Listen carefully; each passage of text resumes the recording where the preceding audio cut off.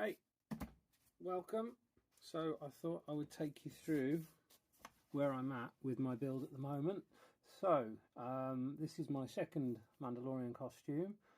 It's going to be post-imperial style. I haven't got a lot of the details in place yet because I haven't decided what they're going to be really.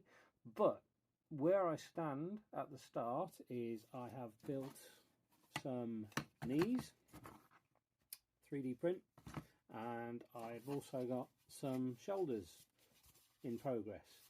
So here's my knees. These are a 3D print from a company called Forge Master Props. I think I found them on Etsy.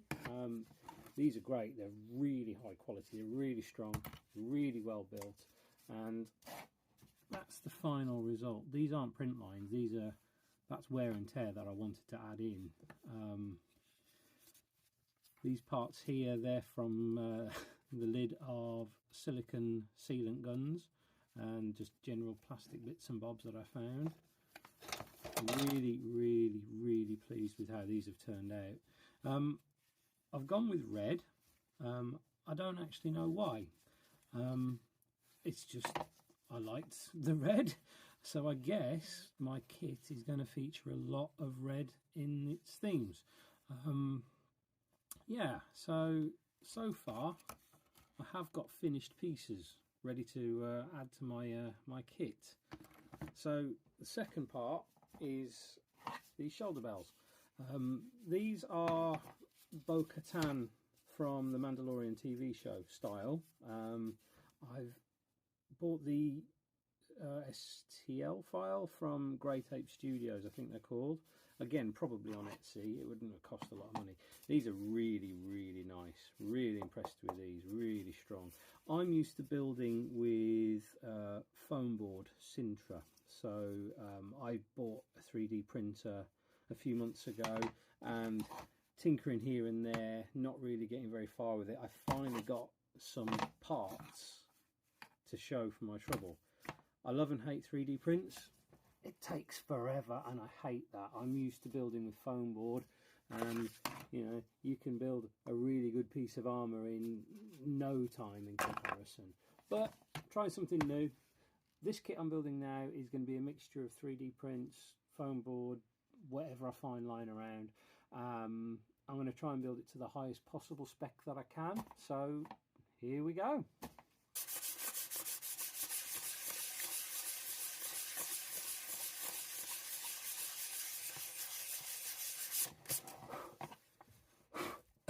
It's really dusty in here. I should be wearing some kind of mask or respirator, but you know, I'm stupid.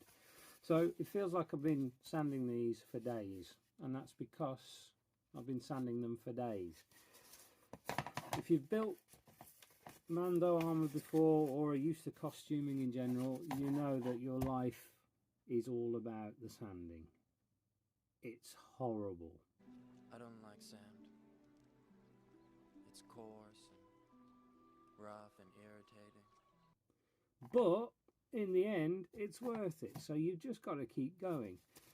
These started really rough and ready. I'll insert a picture now because I'd like to show you.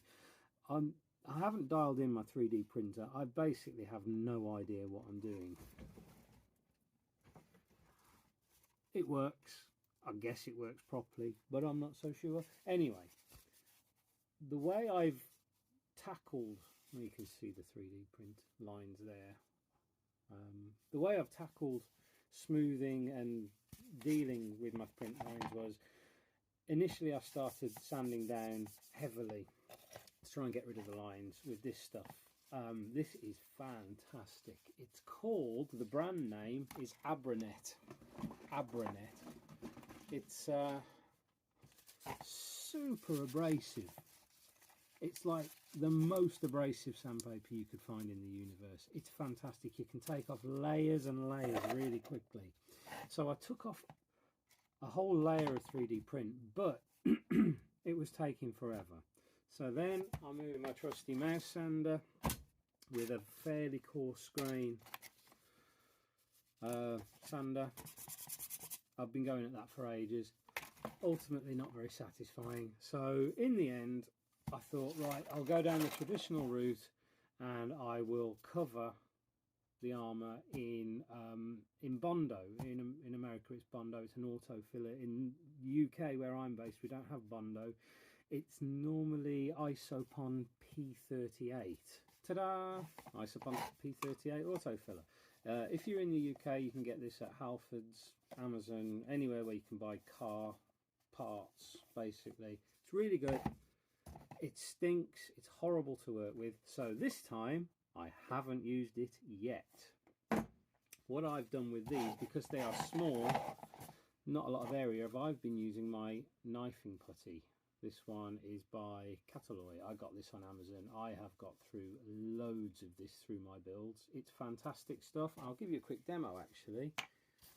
It's pre-mixed, comes in a tube, and it's knifing putty, so use a knife. The trick with this stuff is lots of little layers rather than splatting it on everywhere. So I've got some imperfections here because this is a long way from being completed, but you get a bit on your knife and spread it like butter.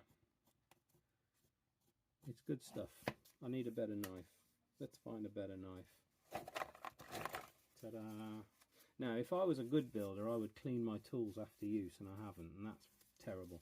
So anyway, you can spread this quite thinly.